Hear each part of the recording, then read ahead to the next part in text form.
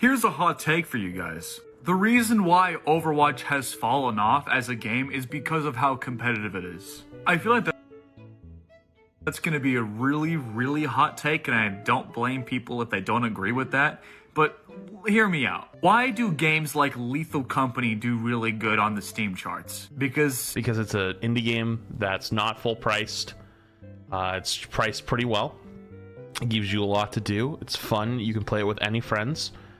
Because in the competitive games, you can't really play with your friends that are shit. But in games like that, you can play with anybody. It's a fun game that you play with your friends and stuff, right? The reason why games like Lethal Company do really well is because it's an extremely fun game to play. It has tons of variety, tons of replayability, and it's fun. Like, it's really, really fun. Even though I played the game back to back for multiple days and I decided, I'm kind of burnt telling places off, I still have a lot of fun when I get back on the game. There's really nothing about Lethal Company that I complain about. And then you compare that to a game like Overwatch that has been completely taken over by toxicity and the whole concept of metas. Even though metas has been a thing since Overwatch 1, it's never really been brought to light until now. Because there's a good reason for that. I'm gonna let them cook, but there's a good reason. Keep in mind, Overwatch has been dead for 3 years, and then when Overwatch 2 came out, the game skyrocketed back to popularity. So it brought back to light a lot of things. Plus, realistically, TikTok. Prevalence of short form content. Most gamers did not give a f about going and watching a YouTube video about improving and watching the game. Even today, educational content does not do well. As opposed to short bursts of like 1 minute long educational content. Those do actually a lot better. But the average gamer in 2016, 2017, 2018, 2019 even was not going to go look up YouTube videos a lot of times to learn more about the game. They're just too lazy. But TikTok gives it to them. Shorts, give it to them super easy to digest. Takes no time at all. And that's why every Overwatch gamer from bronze to GM knows that the whole the counter swap game for tanks. They know that Hog, you play Hog, go Orisa. They go Orisa, you play Zarya. They play Zarya, you play Winston. They play Winston, you go Diva. They go Diva, you go Zarya. You know what I mean? Like every bronze player knows that. Why? Because it's super easy to ingest that through a very short video. But yeah, I honestly don't like how competitive Overwatch is either, because the reason I blew up wasn't because I was good at Overwatch. The reason why I make content for Overwatch is because I love lore. I also love doing voice impressions. And I think Overwatch 2 has lost a lot of that. You know what? You're kind of cooking now.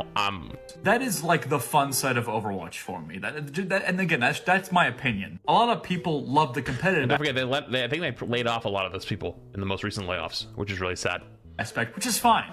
I don't like it though. And I genuinely think it being just another competitive first-person shooter game is probably one of the reasons why Overwatch isn't really doing good anymore. Because just like Valorant, just like Call of Duty, just like League of Legends, it's just another competitive game to play. And I genuinely think that if Overwatch focused more on the story missions, it would bring a lot more to the table than just a competitive multiplayer that everyone complains about 24/7. No, but yes, they actually got a good point.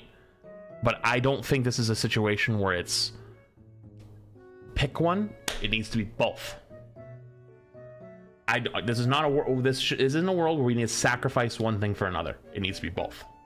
They're actually right. Nothing got people more excited than things like the cinematic dragons. Hell, even the launch of Overwatch 2, the Kiriko short. I'll tell you, behind the scenes shit. Remember, there was that secret creator summit thing before Overwatch 2 launched. Basically, we got to go play the game a little bit early again, and play Kiri and whatnot. And a lot of people were very apprehensive going in, myself included. And I remember sitting outside, and it was me, Frito from Your Overwatch, SVB, CarQ, Jay. Who else? There was like one or two other people there too as well. Like, there was a lot of us getting breakfast, but like we were sitting in the lobby, and we had heard some rumors and we knew some stuff from other people. And we were like, are they gonna tell us about it right now? Because if this is how it's gonna go, we were talking like Battle Pass and Heroes and stuff like that. We're like, if this is how it's gonna go, we might be fucked. And the whole room mood at that point was not that positive. We were scared. And then they showed the Kiriko short. And from that point on, it was all good. Everyone was open again. Everyone was like, you know what? And like, even when things weren't that great, like we didn't agree on certain things, like for example, Heroes behind the Battle Pass, you could at least have a conversation where like people aren't like, nah, you guys are dumb. Like people were literally like, you know what, I understand you got to make money, but you know that's probably going to affect competitive integrity, and like they could talk about it, right? But going in, everyone's like, nah, you guys are dumb. But that one moment changed it. It changed it. And I think that actually does a lot for players too. Unfortunately, we don't get those shit anymore. We don't get shit. There's so many from 2016 to 2018, and that's when people think that they cared about the game. People say nowadays they don't care. They don't give a fuck. They don't care. Which isn't true. It's not true. But you can't change perception by telling people. You have to show people. And unfortunately, they've just done a terrible job at showing people. And it's really sad. And unfortunately, whoever runs their PR team is not doing a great job of changing that either. But I also disagree because I think that Overwatch is just going to be a seasonal competitive shooter. That's how it's going to go. That's how competitive shooters live in today's modern age, which is not exactly a bad thing. You need to change. You just need to make sure that your content every season is good, because you're going to have to compete with Apex. You're going to compete with Valorant. I don't care what Jared said during his interview with SVB, and he said that we don't compete with other games. That's bullshit. Yes, you do. You compete for players' attention, and there's a reason why Apex launches their big season like one day before your season. They know, like they want it. They want it. You know what I mean? Like they're all looking to fight. They're looking to fight. They're looking to grab players' attention. You know, they want it. They launched the same day. It was the day before. It was on a Monday. They launched on a Monday, and Overwatch launched on a Tuesday. But yeah, they're fighting for your attention. That's what it is, and you got to fight for it. So having good content every season and having a good competitive, fun player experience is also important. But like what they were saying is not wrong either. Let's continue. Reinhardt players, you need to change this one setting right now. In the hero settings for Reinhardt, change the charge cancel input setting. Oh man, I did this and then I just canceled my charge all the time. I went back to all. By default, this setting is set to ability 1, which means you need to hit shift to cancel your charge. With the setting on all, you can deploy shield or swing to cancel it. This allows you to get these abilities off much quicker than if you had to shift. They're both on Tuesday. Apex just allowed for pre-installing on Monday. Really? I saw everyone playing it on Monday though. Maybe they just did content early? Oh, my apologies then. I guess it was... Maybe they got to do the thing like we get to do in Overwatch every once in a while and drop content early. Maybe that's what it was. It was content? Ah, okay. My bad then. Shift cancel before. The difference in speed of getting your shield up is massively different and can be extreme. Certain streamers get to play early to build hype for the season. Oh, okay. So that's what it was. Shift cancel before. The difference in speed of getting your shield up is massively different and can be extremely important when charging. Try this out for yourself and you will have a lot more control over your charge. And that is why... Yeah, that setting's nice, but if you are like me and just can't let go of your left click when you're charging, you're going to cancel it constantly, so... Alright, next. 6 heroes to avoid when you want to rank up. 2 tanks, 2 DPS, and 2 supports. First, for tank, it's Ball and Ryan. If you... Here we are in the future in Ball. Ryan's still right, though. Play Ball and you think you're gonna win, you're just wrong. Ryan, on the other hand, isn't super bad in low ranks and actually is pretty good. And from bronze to gold, he works fine, but other than that, he sucks. The fact that Widowmaker has a lot of damage drop-off now is just sad, and you're probably not good enough to carry with her either. The same with Genji, he requires a lot of effort to get value, and he just isn't worth it. For supports, it's Moira and Ilari. Like with Moira, why would you ever play a hero? Here we are in the future, Moira's hard meta. Supporting DPS support. Genji's really good now. Widow's been dominating. She has no other value. Funny how fast Ilari, things it's change. just that you need such a high skill to be able to get value with her that it's just not worth it unless you're diamond or... Okay, we go next. Yeah, this one aged like milk. This is how attractive he is based off of his Overwatch main. Oh, we're cooked. If he mains Widow, he's like a 6 out of 10. If he's good at her, that's attractive. But like low-key, he's probably playing her because she's hot. If he mains Ashe, it's kind of the same thing. 6 out of 10. Because if he's good, that's attractive, but he's probably... Why is it always hinge on whether you're good or not? I swear to God, whenever I see these... just maining her because she's hot. If he mains Cassidy, he's like a 9 out of 10. He takes skill... Okay, this is a Warren, not a Warren, a wanted enjoyer. I saw Warren, someone type Warren for Ashe. This is a wanted enjoyer. That dude's jacked. And when a man has skill, that's attractive. If he mains Echo, I'd give him a 7. I don't see a lot of Echo mains. But then when I do see an Echo main, they suck.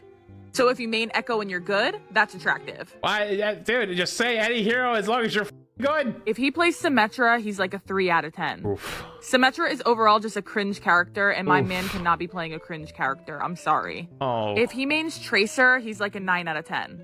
Tracer is really hard to play. If he's good at her, that's insanely attractive.